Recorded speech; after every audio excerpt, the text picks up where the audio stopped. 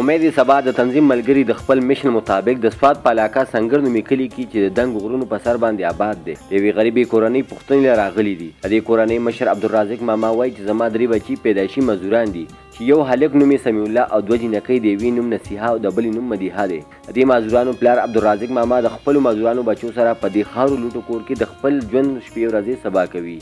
ماما د څه نوم دی؟ سمیع الله.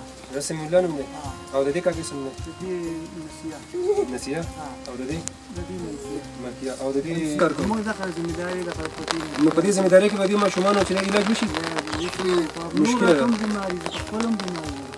دغه تنظیم ملګري وایي چې زموږ د تنظیم کوششونه هم دا دي زموږ هغه خلکو ته ځان ورسوو کوم چې په دې دنیا کې د بېوسۍ زندګي تېروي. دوی وایي چې موږ د چا نه څه غواړو نه بس خپل ملګري د خپلې خرچې نه د دې خلکو مدد کوو او کوم ملګري چې زموږ سره په دې تنظیم کې ملګرتیا کوي زموږ په سکرین باندې لیکلي شوي نمبرو باندې موږ سره رابطه وکړئ.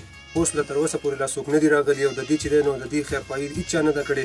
موږ نن چې دی د امید سبا ټیم چې دی هغه دلته ځان نه ورسوو دپاره دی چې موږ د دې ماما د ستونزې چې دی هغه په سمه طریقه باندې حل کړو. تاسو کوم خواهشمن کسان چې دی هغه د دې ماما سره مدد کول غواړي نو دې ماما ته تاسو ډایرکټ هم ټلیفون کولی شئ او که دې ته نشئ کولی د رسایي بندوبست تاسو نه کېږي نو د امید سبا ټیم نمبر چې دی هغه په سکرین باندې تاسو وینئ. د امید سبا د ټیم سره چې دی تاسو رابطه کولی شئ دې ماما ته چې دی ستاسو امداد چې دی هغه په عین موقع باندې را رسېدی شي. سکرین چې کوم خلک موږ ګوري خاص طور د مسافر رونه نو د دوی ته زموږ یو خواست دی چې داسې مزدوران او داسې بېوسه خلک چې د دوی امید سبا د تنظیم ملګري وایي چې د خلکو مدد کولو سره زموږ زړه ته خوشحالي میلاویږي او موږ هم د دغې جذبې سره راوتي یو د خپل وس مطابق د لاچارو خلکو سره مدد کوو. سمد انجم پاسون نیوز سنگر سوات.